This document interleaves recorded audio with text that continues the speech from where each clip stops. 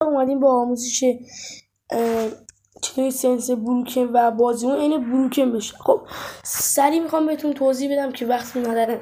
اولین روش اینه که اصلا تاکید نمیکنم که دو انگشتی بازی کنید. دو انگشتی بازی کردن میگید چرا بده؟ ببین اولا باید یه دستتون به پرش و پایین باشه، یه دستتون باید به دویدن، یه دستتون باید به نشونه، یه دستتون باید به تیر باشه. چون دو انگشتی باشید باید انگار باید 4 تا چیز رو 2 تا کار انجام بدید. انگار باید 4 تا کار انجام بدید ولی فقط 2 نفرید که واقعا کار سختیه این. ولی با 4 انگشت همه کار میتونید انجام بدید و نسبتا بهتر بازی کنید. با این روشایی که من میگم واقعا بازی پیشرفت میکنه. پس حتما من رو ساب کن و لایک کن که ویدیو خیلی بیشتری داریم و اینطوری میتونی بهتر شی. خب حالا اولین روش که میخوام بهتون بگم نشونه.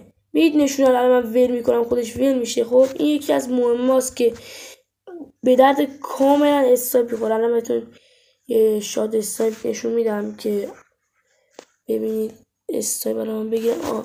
خب الان نگاه کنید، الان اینجا میتونید نگاه، وقتی نشونه رو میگیرید بهتر کار میکنه، یعنی خیلی راحت میتونید تیر بزنید و بهتر بازی کنید نسبتا به تیر نگه داشتن. و بعدا میخوایم با این بزنید. این بعد قدیمی شده، باید با نشونه بگیرید. بعد میتونید این وصل کنید. الان من دارم بدون اسکوپ میزنم چون جای اینا رو عوض کردم، جای نشونه ها رو. خب این از حالا شده باید این دوربین اسکوپ رو فعال کنیم. وارد تنظیمات بشیم، بخش دومی رو میزنیم، بعد میایم پایین دقیقاً از یه ذره پایین‌تر از فینیشر می‌بینیم اینجا یه چیزی. اینجا طبق معمول با شما اینجا، ولی شما باید اینو فعال کنید که بتونه اونطوری بشه و بهتر کار کنید.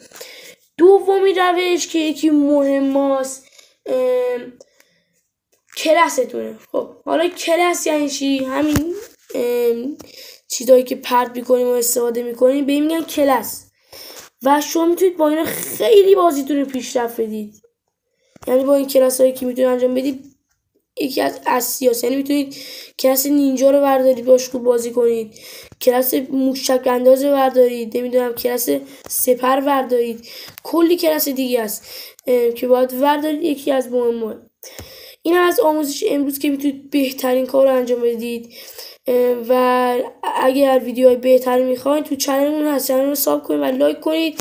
یه ویدیو گذاشتیم که 117 رایگان رو گذاشتیم اون تو، برید حتما نگاه کنید. ممنون میشم این لایک هم بزنید، ساب هم کنید.